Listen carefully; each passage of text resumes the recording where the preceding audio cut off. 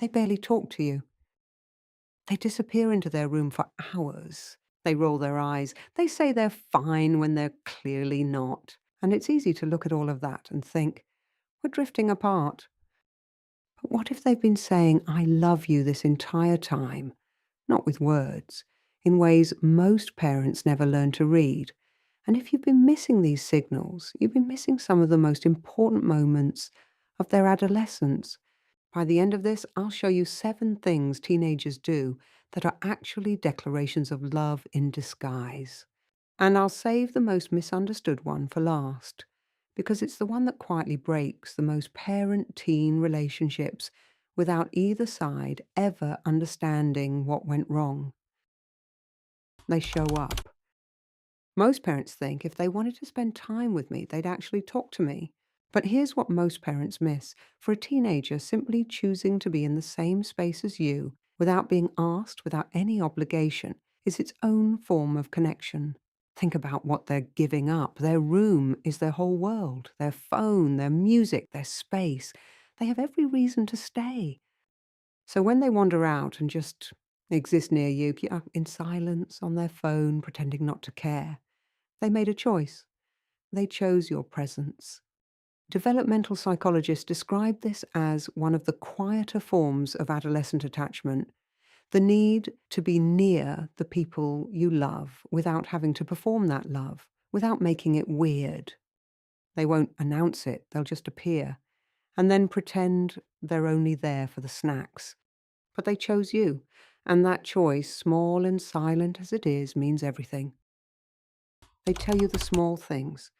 Teenagers don't come home and tell you about the things that really matter to them, the crushes, the anxieties, the fears they can't name yet.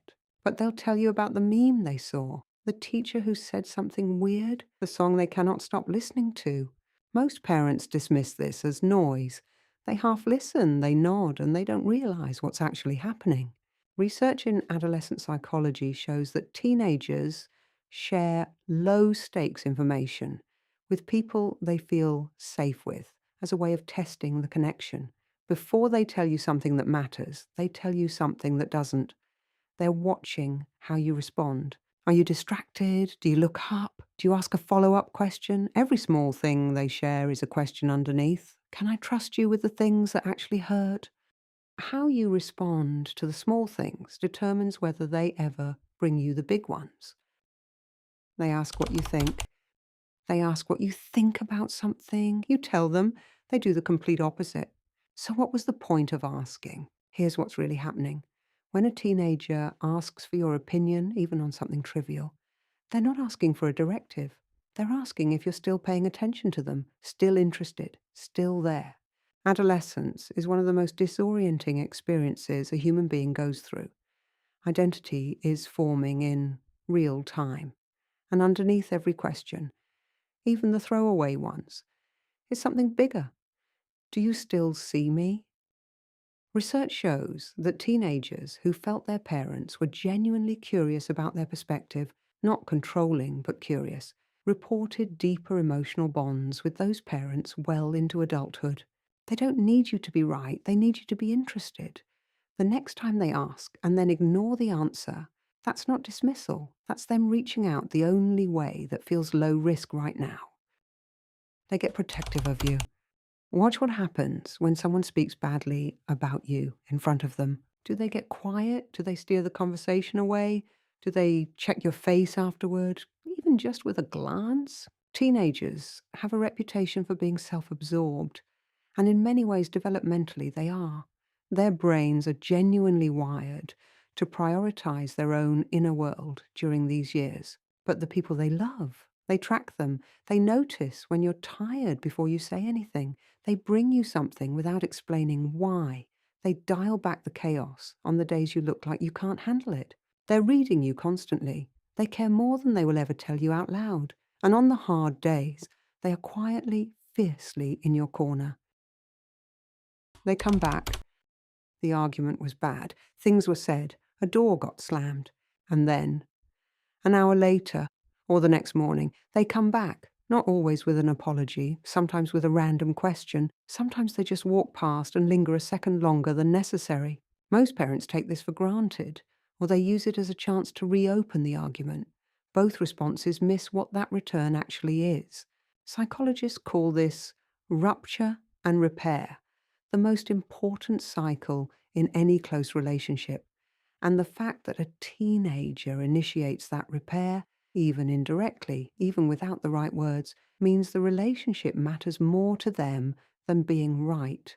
It means they'd rather have you than win, that despite everything, they're still choosing this. A teenager who comes back after conflict is a teenager who loves you enough to keep trying. Don't miss that moment. Meet them halfway. They remember. You mentioned in passing that you were nervous about something at work. You told a small story about your own childhood once, briefly, almost accidentally. You shared something you were afraid of. You forgot about it. They didn't. Teenagers have a reputation for self-absorption, but the people they love, those details get stored somewhere deep. Not because they were told to remember, because you matter. Neuroscience research on memory formation shows that emotionally significant information, especially from people we're attached to, gets encoded differently, retained longer, referenced more. When they reference something you said weeks ago about your fears, your past, something you love, that is not coincidence. That is devotion, wearing the disguise of a casual conversation. You are more present in their inner world than you will ever be told. They push you away. I mentioned this at the start, the most misunderstood signal of all, and the one that causes the most damage when it goes unread. They push away, they snap, they say they don't need you. They say, leave me alone, in a tone that lands like a door slamming.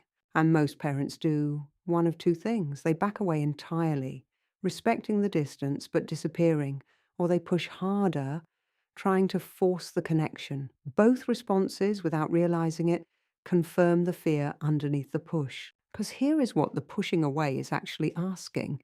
Adolescence is the only period in human development where someone must simultaneously need the people they love and prove that they don't. It's not a contradiction. It's a developmental necessity. They have to test whether love is strong enough to survive their worst moments. Every slammed door, every "I'm fine," every "you don't understand."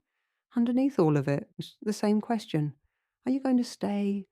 And the answer they need isn't said with words. It's said with patience, with showing up the next morning, with not making them apologize for being hard to love on the hard days. Because what they're really saying, underneath every eye roll, every silence, every "I don't need you," is "I still do." They're not pulling away from you. They're growing toward themselves. And in every small moment, in the wandering into the kitchen, the random question, the coming back after the fight, they're finding their way back. You just have to know how to look, because these years won't come back. But what's built inside them will last a lifetime. Thanks for watching. If you like this video, please click the like button, share this with a parent who needs to hear it, and subscribe. We go deeper every week.